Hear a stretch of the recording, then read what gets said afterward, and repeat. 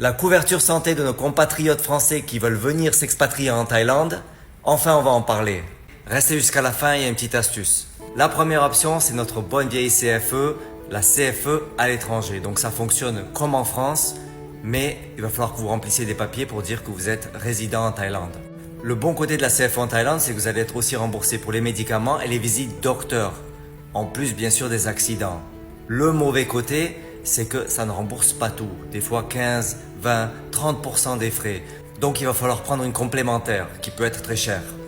En plus de ça, j'ai aidé une famille justement à Pattaya qui bénéficie de la CFE à l'étranger avec une mutuelle. Et il y a énormément de paperasse à faire dès que vous avez une dépense. La deuxième option, c'est une assurance santé privée comme la mienne, April, où il y a Bupa, où il y en a plein, AXA par exemple. Alors moi, j'ai pris mon assurance santé il y a à peu près 12 ans.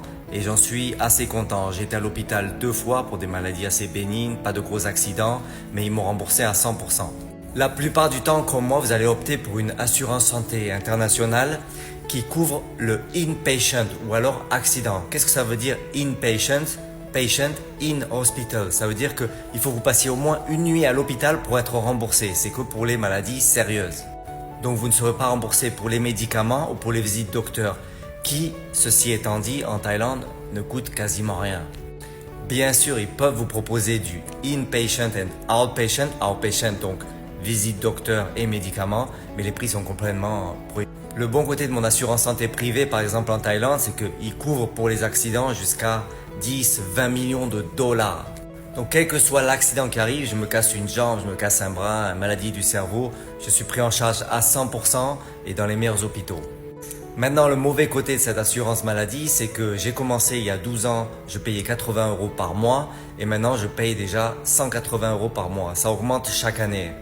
Donc entre la première option, la CFE internationale ou alors l'assurance de santé privée, faites bien votre compte, lisez bien les contrats et regardez ce qui vous convient le mieux.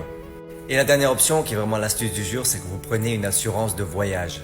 Donc quand vous prenez votre billet d'avion, prenez une assurance de voyage santé qui va vous coûter entre 10 et 15 € et vous êtes couvert jusqu'à 1 million pour toutes les maladies ou tout ce qui peut arriver pendant votre voyage. Bien sûr, cette assurance, elle va vous durer que 3 mois. Mais il y en a beaucoup d'entre vous qui vont venir en Thaïlande et qui vont faire des visa run ou qui vont sortir du pays. Donc chaque fois que vous sortez du pays, tous les 2-3 mois pour faire vos visa run, à chaque fois vous prenez un billet d'avion de retour, vous prévoyez de reprendre à chaque fois une assurance et vous pouvez faire ça pendant 1 an. Et ce qu'il y a de bien avec ces assurances de voyage, c'est que non seulement vous êtes couvert au niveau santé, mais vos bagages sont couverts, l'annulation, responsabilité civile, rapatriement médical, et vous avez accès à une téléconsultation médicale 24/24. Donc l'assurance voyage répétée, comme